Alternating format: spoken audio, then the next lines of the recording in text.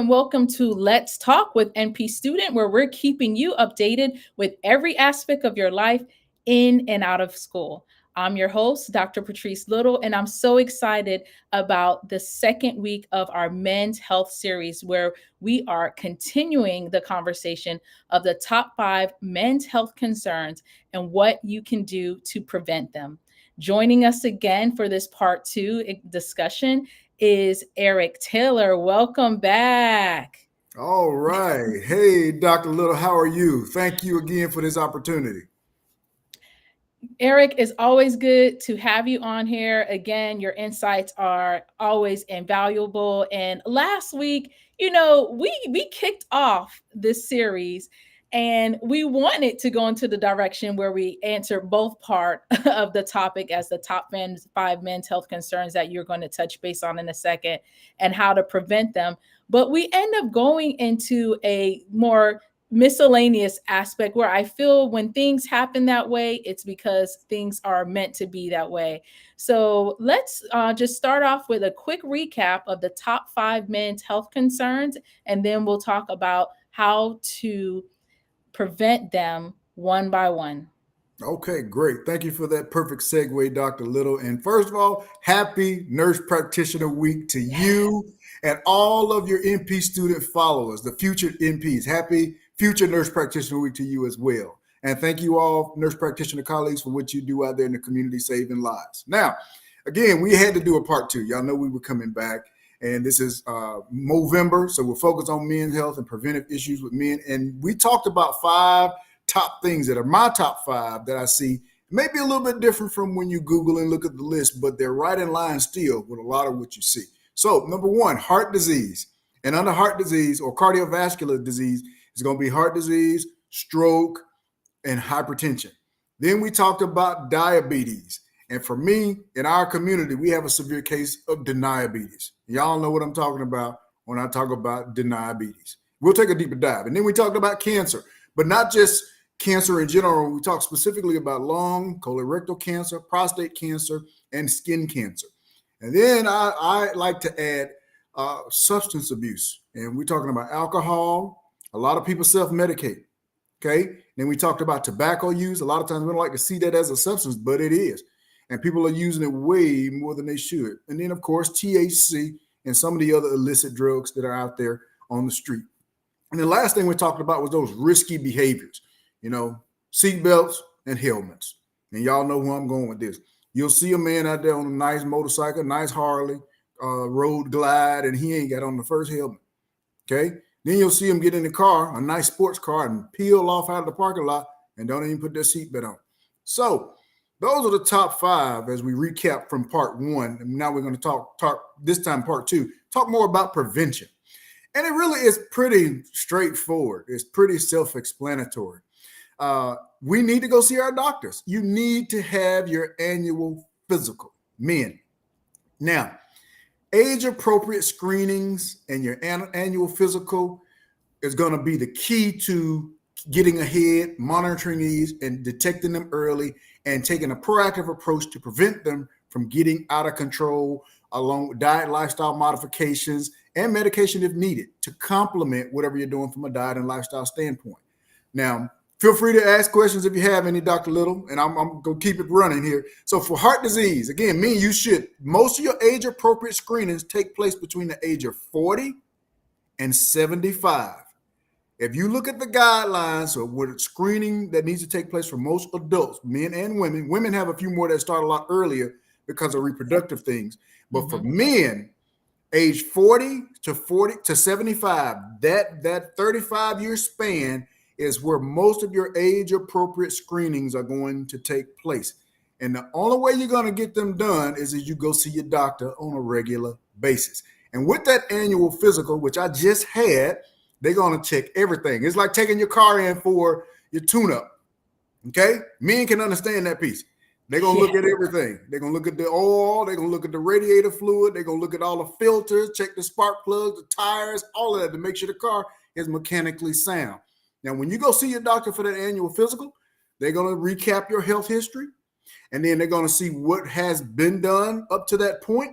And based on your age and risk factors, do the appropriate screenings. You're going to have some blood work. They're likely going to want you to come in fasting so they can check your cholesterol, your diabetes, check your A1C, kidney, liver function, and total blood count. And if you're age appropriate, they may even do a PSA. But that is something that you have to have an individual conversation with your doctor, because if you screen for it, you need to be willing to address it if it is abnormal.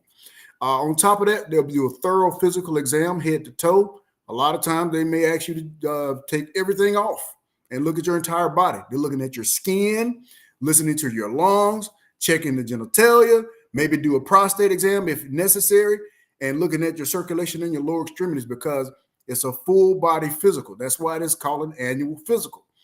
And based on the results of those things that they find in that exam and the blood work will determine what follow-up is needed, will determine what additional consults is needed. Do you need to see a dietitian?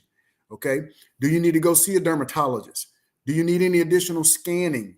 And then do you need any medicine for any specific condition that may have come from the abnormal labs? So doing that annually and following up as recommended by your doctor, and again, depending on what your diagnosis is, that may be every 3 months, every 6 months, or you may only have to come back once a year if everything looks good. Having a good rapport and relationship with your doctor and doing this annually will be the best way to be proactive and manage and prevent these should they were to develop. So that's kind of a quick overview of it. So I'll pause right there, Doc. That's a great overview, Eric.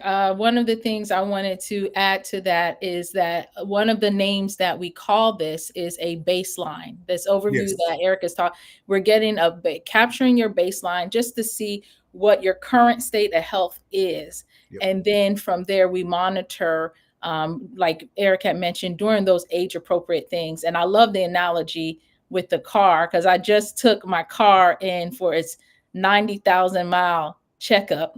And there Go. were and I think about that. I said, wow, that's age appropriate. 90,000 miles is a 75,000 and Yep. things like that. So I love that analogy. So one of the things though I want to ask before you can continue, what about establishing maybe a rapport around 18? Like how do they go about that?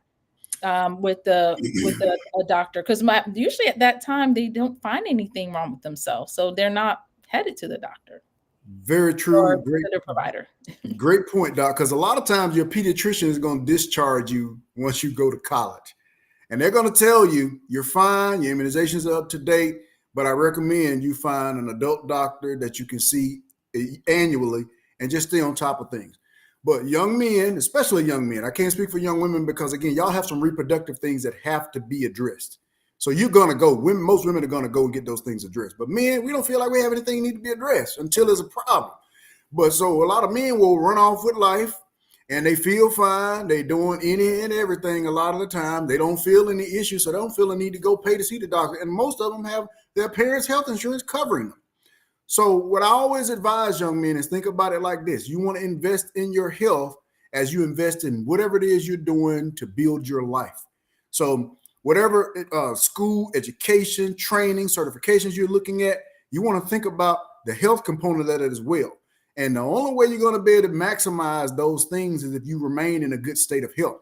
And the best way to do that is at least go see your doctor annually. And it's a free physical. I just had it. I didn't have to pay anything. The insurance covered the entire visit.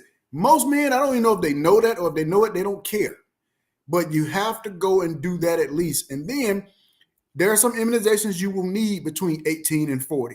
That, there's some things that may come up between 18 and 40 because of our lifestyle, our things that we do that may, along with your genetic predispositions, expose you or demonstrate these conditions earlier than the screening that starts at 40. So it's always recommended, men, annually. Go see your doctor. No matter after 18, see your doctor annually. And if you are out there and you're sexually active, let's be real, and you're not using protection, yeah, you need to be screened for STIs as well. Because we worried about high blood pressure, diabetes. You can still get HIV and the other buffet of STIs that come with that. So make sure you're doing your part to be screened on a regular basis.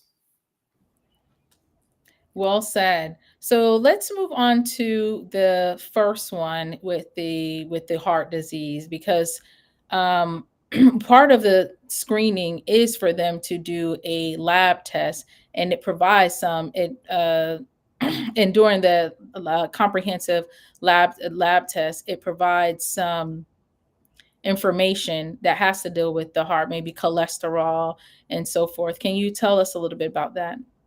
So again, you want to be fasting because you want to assess, your lipid level and see what risk factors you fall under when it comes to the breakdown of total cholesterol. You got total cholesterol, you have your HDL, which is the good cholesterol. That's going to tell me how much you're moving. If you say you're exercising, the numbers ain't gonna lie. So, and then you have the LDL cholesterol. I call that the low down, dirty one. That's the one that is elevated. It's going to cause artery disease. It can block your coronary arteries. Then you have triglycerides. A lot of times triglycerides is not always a big deal, but if it's really, really high, it can cause pancreatitis.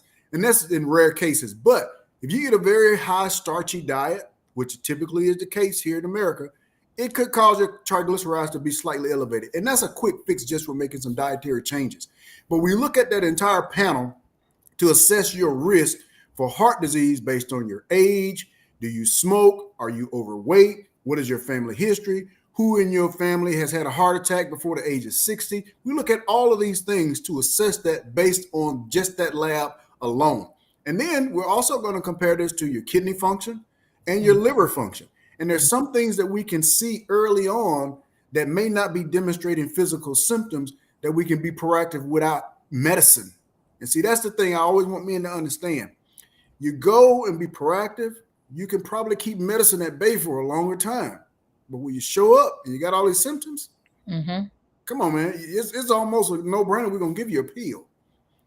But if you have done the diet and lifestyle modification, you've worked with a dietitian, again, you made sure your mental health is in check. You've tried to cut back on some of those, alcohol and tobacco and those other things. You do your part to try to maintain a good status of health while as you age and you age gracefully. So, yeah. And you mentioned about the diet modification. This is a good way to segue into the second health concern that we can prevent, which is the diabetes, because it has a lot to do with your diet. And then I feel diet also has a lot to do with mental health. Let's see what you have to say about that.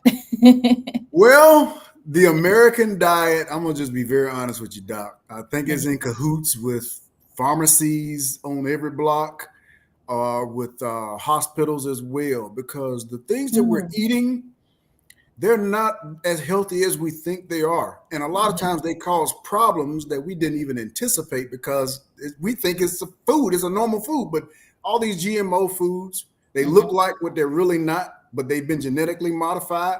We're consuming them at portions that are way larger than they should be. And then we're living sedentary lifestyles with all the technology that we have. And we just feel like we don't need to do some things. And then when you have signs and symptoms that might suggest that there's diabetes there. So let's say your mom has diabetes, your dad has diabetes. The way I look at it, you are a fruit from that tree.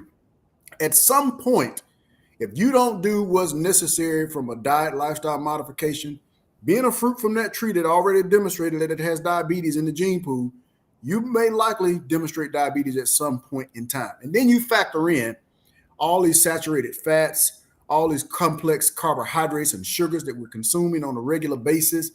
And then again, the sedentary lifestyle, most of us are way heavier than we need to be. And then you look at all the other things that we may be doing in our life that are not conducive to a healthy living. And these things can play a role in that development. And over time, we see metabolic syndrome, which you're well aware, the waist is bigger, the cholesterol is high, the blood pressure is borderline, and the sugar is not quite out of control, but is high and is not appropriate for you. And then that actually leads to the development of prediabetes, and then it just cascades downhill from there, type 2 to all the insulin and all the other stuff. But a lot of times we're in denial. And that's why I call it deniabetes, because despite the evidence that's being presented, and the signs and symptoms that we've talked about that you've already Googled yourself, because again, I got a lot of Googleologists, they'll Google it themselves. They see the symptoms. They know they're having all those symptoms, but they're in denial about what the diagnosis is, because there's something about that D word. When you mention that D word, it's like anaphylactic reaction in the clinic. office. They do not want to hear that. Yes. But they will perk up and they will attempt to make changes. But the way I see it, if you didn't do the things you needed to do to get up to this point, you're not going to change it overnight. And that's the hard part for a lot of patients is they want to just stop at that door and do a 360 and stop doing it. You're not going to do it because there are too many temptations in your home already. And on every corner, there's a franchise food trough that you can go get some food that ain't the best. So, yeah. But diet and lifestyle, weight loss, you're seeing your doctor on a regular basis, smaller portions. I always tell patients anything smaller than your fist on your plate, if you don't have a scale and you're not going to measure it, this is a very rudimentary way to look at it. Unless you've got incredible Hulk fists, your fists are not that big. So nothing larger than your fist. They shouldn't touch on the plate. Don't get seconds and try not to eat after 8 p.m. If you do that, along with exercising 30 minutes, 5 days a week, and drinking more water, half of your body weight in water minimum per day for good hydration. And if you do like a Dr. Pepper, Coke, or whatever it is, no more than one a day. Okay? If you do those things, you're likely to have pretty good control, even with genetics. But as we age, the opportunity just presents itself, and we likely fall into that at some point in time, no matter what we do. So, yes. And it's just interesting that you mentioned that as far as the nutrition and what it sounds like you mentioned, eat it in balance, Yes. like modest, be Yes. modest with it.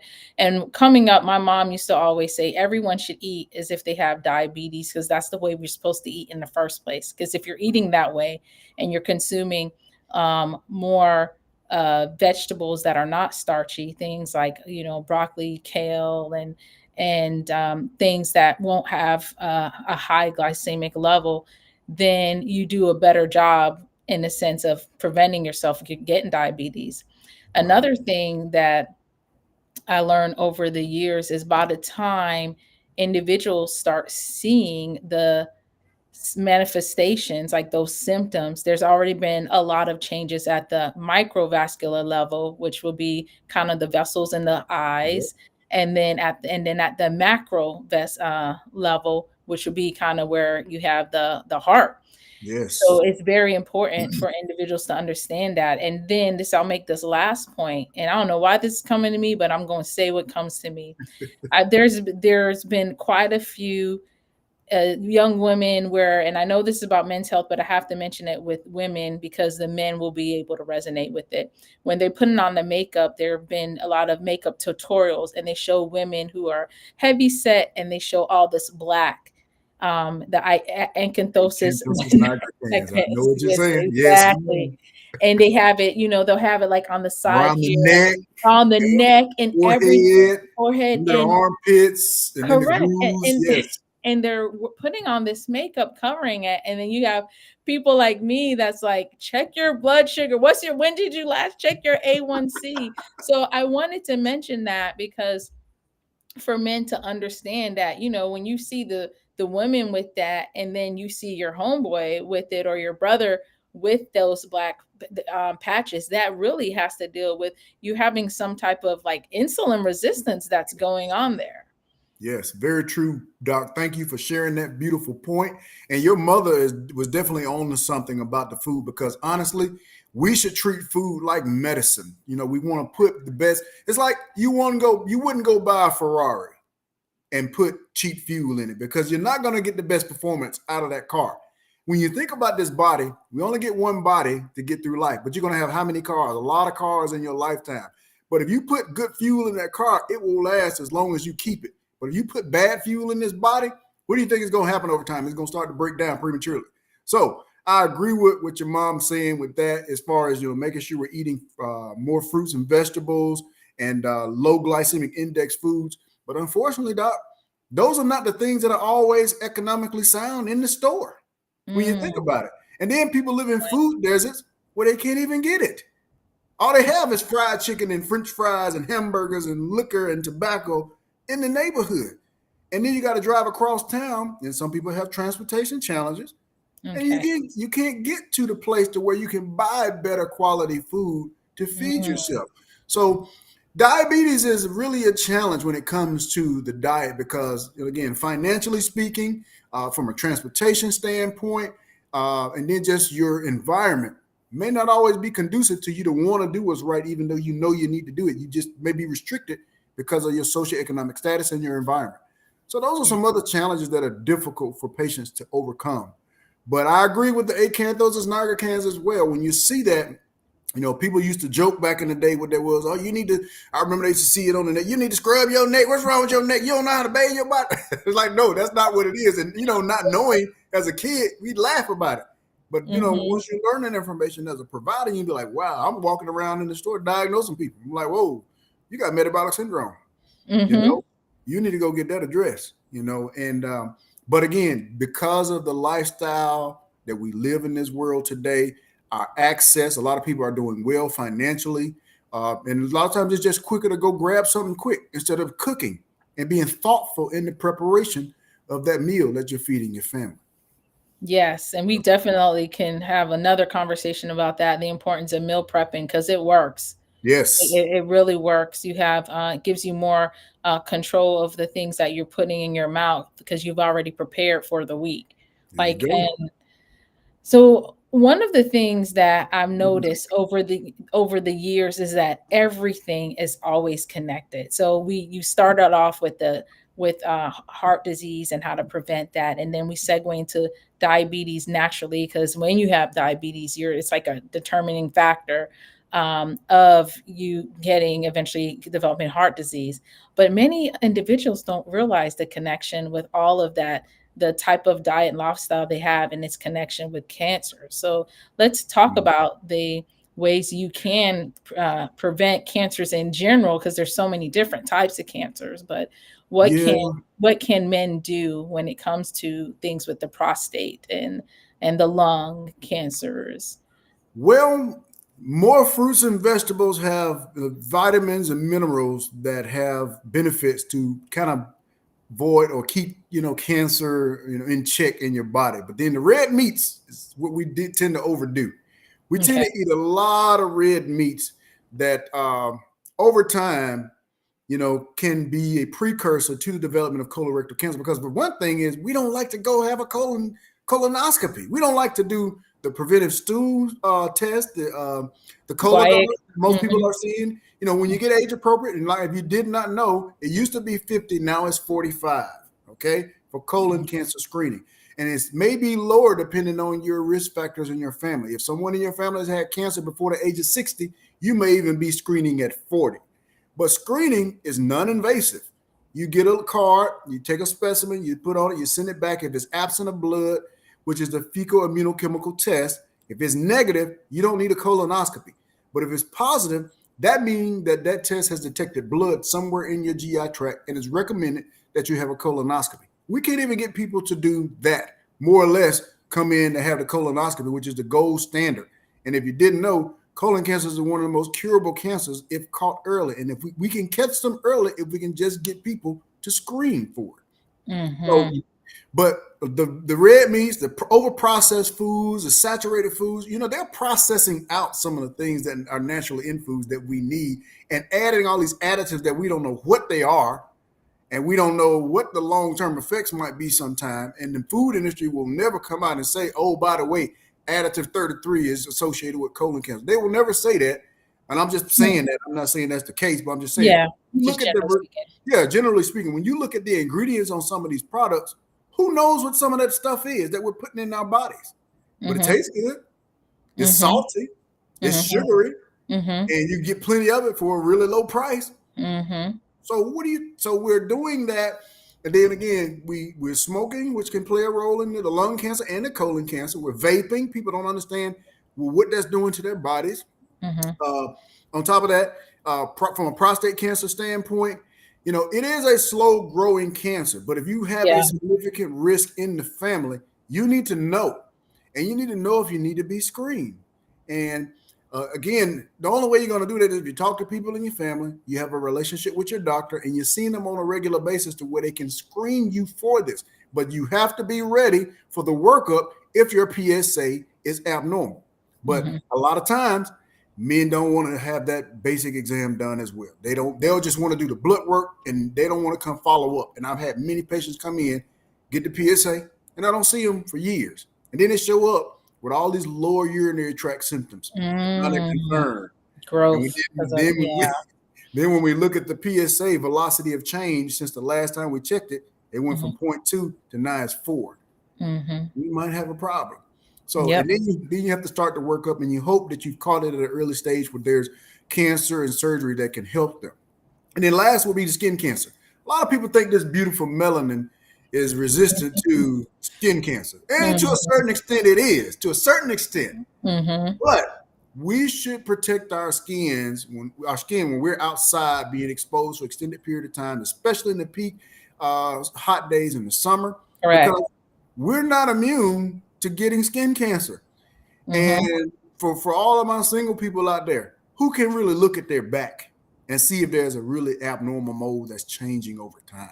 That's true. So how are you going to know this unless you have a partner that's checking this or see, hey, baby, that mole on your back look a little different. Or Hmm. you're seeing your dermatologist or your PCP on a regular basis, and they can do an They'll annual. do that body scan. There you Yeah. go. Hmm. So, but those cancers, our environment is full of carcinogens. And a lot of Hmm. them we're consuming based on, again, the diet and lifestyle that we live. And some of it, again, is just environment specific. Because if you live in some of these industrial areas where there are chemical plants and things of that nature, and I'm in Houston, and there's a lot of petroleum plants all over the Hmm. city. Some of them are close to lower income neighborhoods to where people, they finding later, 20 years, 30 years later, that there's carcinogens in the air and in the soil that has Hmm. contributed to multiple people in those communities having certain types of cancer. So, yeah, that's one of the concerns that we need to be on top of and be screened early. Be seen, get screened.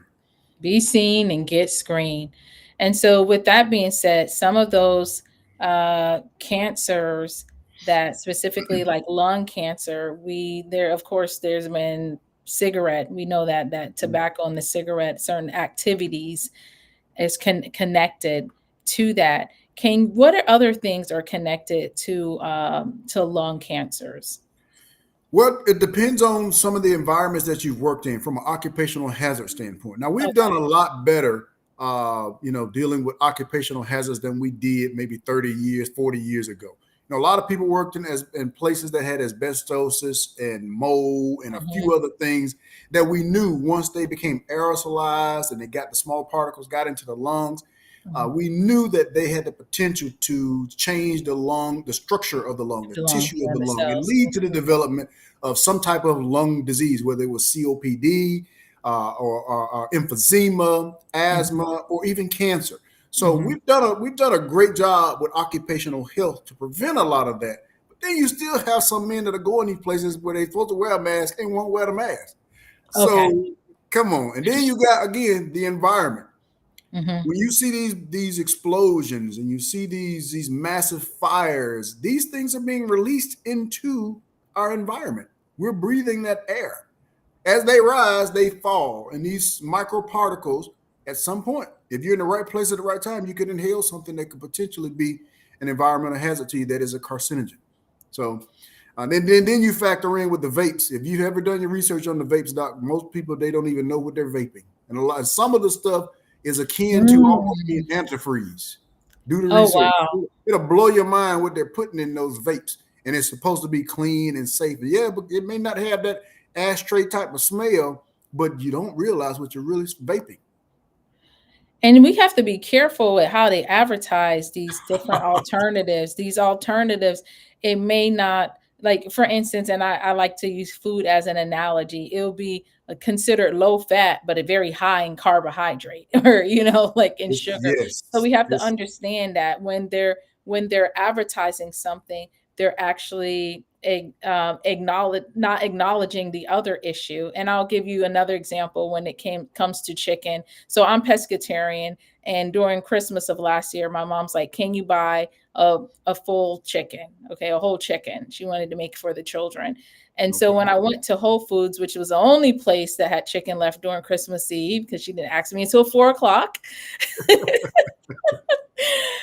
the chicken on there, when you get a chance, go look at the chicken at Whole Foods, and it says non-GMO, non this, non that, non that. I said, so in your claims of it being not this and not that, that means all the other chickens at any other place has this and has that and has, it was just very interesting. Well, So you have to read, of course, again, reading the labels, and then of course understanding that anytime you do something to substitute for something else, there will be another issue that comes right behind it. great point, Doc. But can you trust the labeling? Because anytime they're That's pushing true. advertising something that is better for you, Mm, anytime our government is saying this is the new thing, you want to try this, it's all programming. And if you okay. don't do your research, you could be potentially putting Mm. something in your body that is dangerous. Let me give you a good example. Remember when Splenda came out so many years ago, and the Yes. slogan was "from sugar, but not sugar." Now, I want you to Mhm. think about that. That's like you from your mother, but you have none of her DNA. How is that possible? How is Oh, Splenda that's from done in a sugar? lab. It Uh, has to be done in the lab, done in a no, lab. anything that's not naturally in its natural state Okay. that has been altered by man, you have to take with a grain of salt. You have to Understood. wonder, okay, is this inducing conditions? Because every time you look on the TV, there's a new commercial for a new medicine. Okay. And chances are that medicine has something to do with the food chain. If you Mm. look at our food chain and you look at the medicines, look, right now we have a war going on with these injectable weight loss drugs, Wegovy, Ozempic, Yes, uh, Ozempic. all of that other stuff. And you Yes. can't even find them on the shelf. And patients are tearing down doctors' office doors to get in there to get it because they want a shot to lose the weight while they won't put the fork and spoon down and go to the gym or just walk in their community. So Absolutely. this is a vicious cycle that Mm. unfortunately we actively participate in on a regular basis. And most of us don't even do our own research. You know, we believe everything we hear and see on TV. And once you wake up from this matrix, you'll know that everything they say ain't true. But Mm. that's another conversation. That is, and and we'll get there one day in the future. We have lots in For sure. store, so we'll get there. So with that, with the mentioning about the substance like use, to most times we do that because we're self medicating. So this Yes. is the fourth men's health condition that we're talking about preventing. Can you give us a little bit about that, about the use of tobacco and other illicit drugs?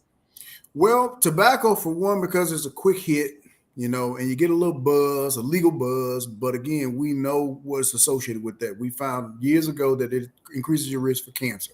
But a lot of people are willing to take that risk.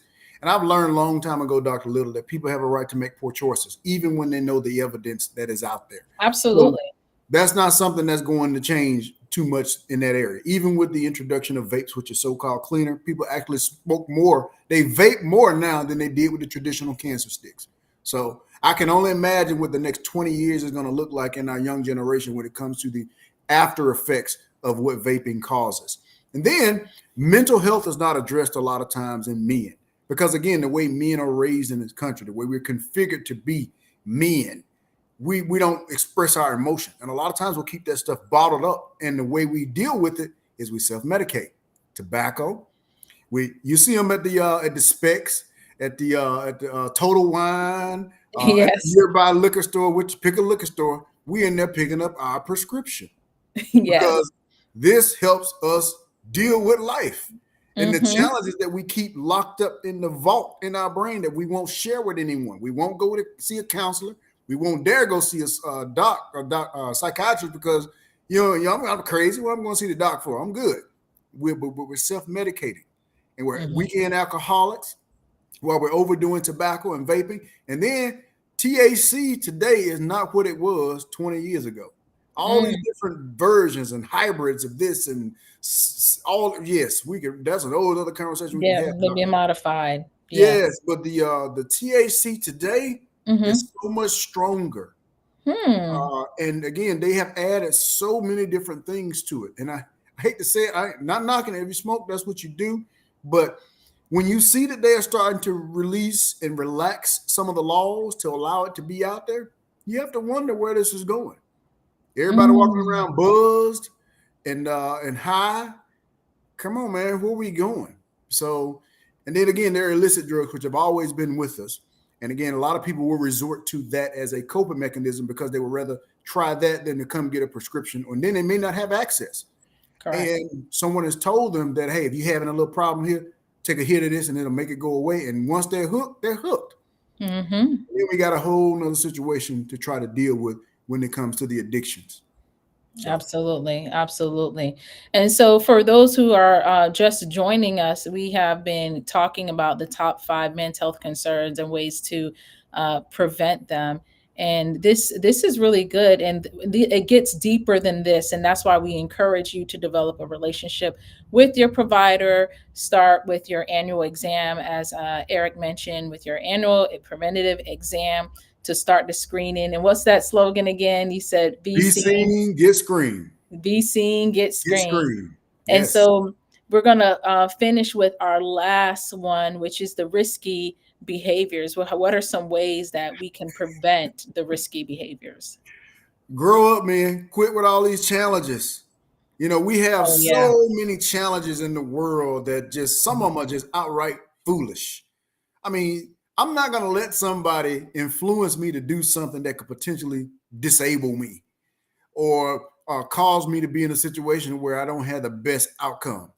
Uh, that's a whole other conversation right there. That unfortunately that speaks on the maturity level and the individual and how easily you are influenced. I am my own man. I am a party of one. I don't need no team, and I'm gonna do what I know is right, sound, and logical every time. But there are some things I do take some calculated risks. If we're traveling on vacation, I will zip line. I will do some stuff like that. It's calculated and it appears safe.